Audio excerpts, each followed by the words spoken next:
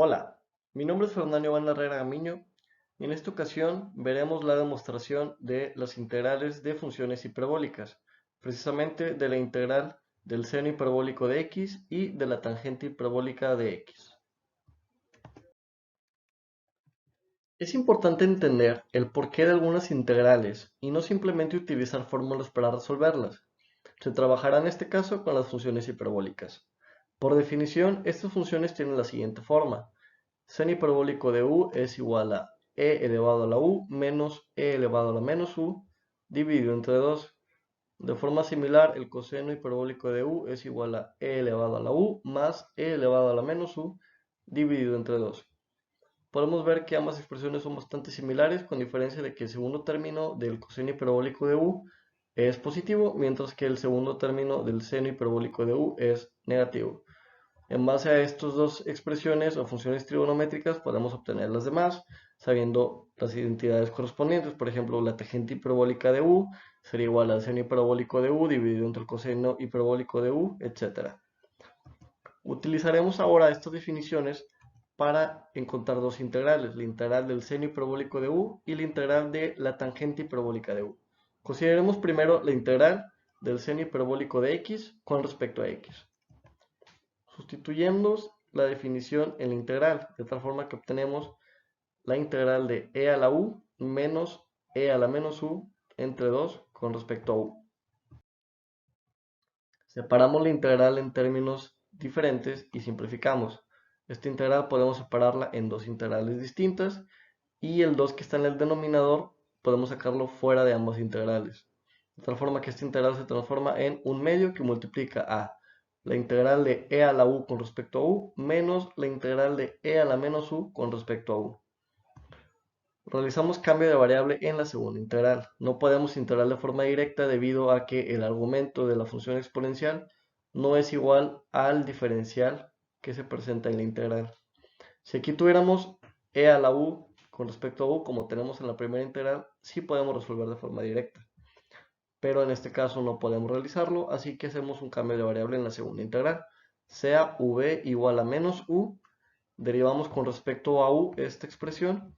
La derivada de v con respecto a u es igual a menos 1 y despejamos para du. Du es igual entonces a menos dv. Aplicamos v igual a menos u y du igual a menos dv en esta integral, de tal forma que se transforma en la integral de e a la v con respecto a v. Y el término anterior se queda de forma igual, de tal forma que la constante que sigue multiplicando afuera se mantiene igual. Integramos estas expresiones, la integral de e a la u con respecto a u, más la integral de e a la v con respecto a v. Sabemos que la integral de e a la u con respecto a u es igual a e a la u, y en este caso e a la v con respecto a v es de igual forma e a la v. Un medio que multiplica ambos términos y la constante de integración que se añade. Deshacemos el cambio de variable, sabemos que v es igual a menos u, entonces esta integral es e a la u más e a la menos u, que se obtiene al deshacer el cambio de variable. El 1 medio que está multiplicando ambos términos se pone en el denominador y añadimos la constante de integración. Podemos darnos cuenta de que esta expresión es igual al coseno hiperbólico de u, como pudimos ver al inicio de la presentación. Teniendo entonces que la integral del seno hiperbólico de u es igual al coseno hiperbólico de u más una constante de integración. Trabajaremos ahora con la integral de la tangente de u. Consideramos entonces la integral de tangente de u con respecto a u. Como se mencionó al principio, la tangente hiperbólica de u es igual al seno hiperbólico de u entre el coseno hiperbólico de u.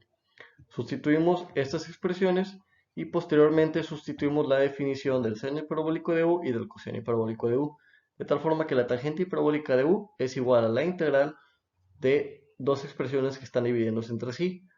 En el numerador tenemos a e elevado a la u menos e elevado a la menos u dividido entre 2.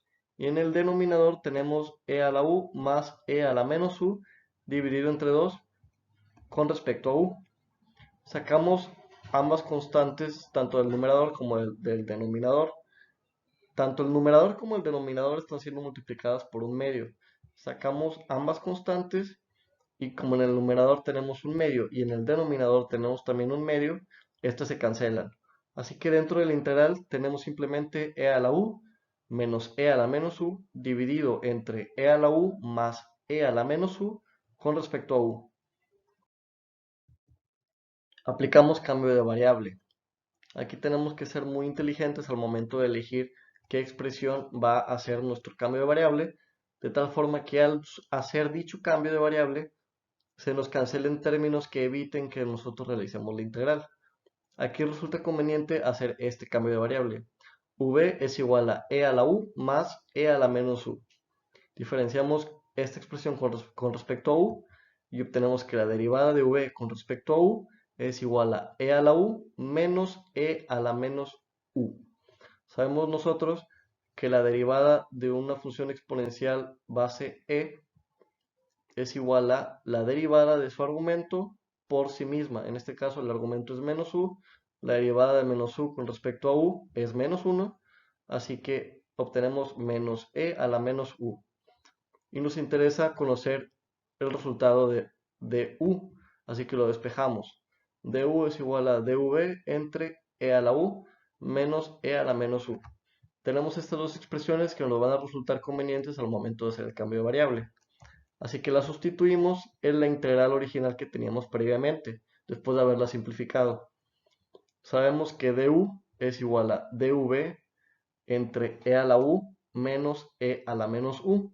Y sabemos también que e a la u más e a la menos u es igual a v.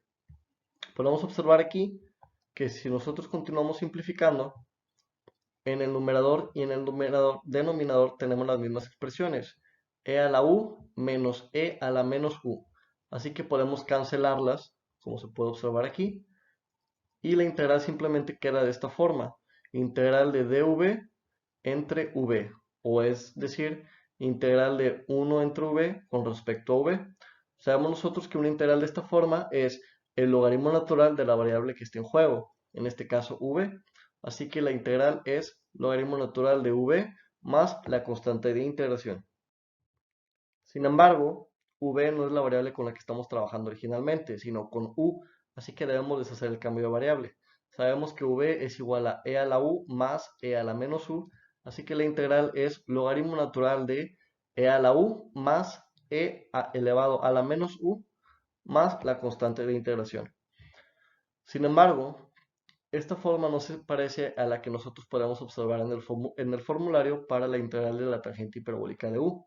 Lo que debemos hacer es expresar esta función en términos ya sea del seno hiperbólico o del coseno hiperbólico.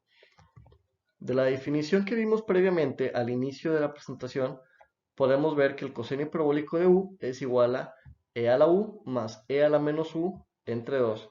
Así que si nosotros despejamos y este 2 que está en el denominador lo pasamos multiplicando, tenemos que 2 veces el coseno hiperbólico de u es igual a e a la u más e a la menos u. Podemos darnos cuenta de que esta expresión es la que tenemos dentro del argumento del logaritmo natural en la antiderivada que nosotros encontramos para la tangente hiperbólica de u. Así que podemos sustituirla, de tal forma que el resultado de la integral sea logaritmo natural de 2 veces el coseno hiperbólico de u más la constante de integración. Podemos también aplicar las propiedades de los logaritmos que vimos en videos anteriores.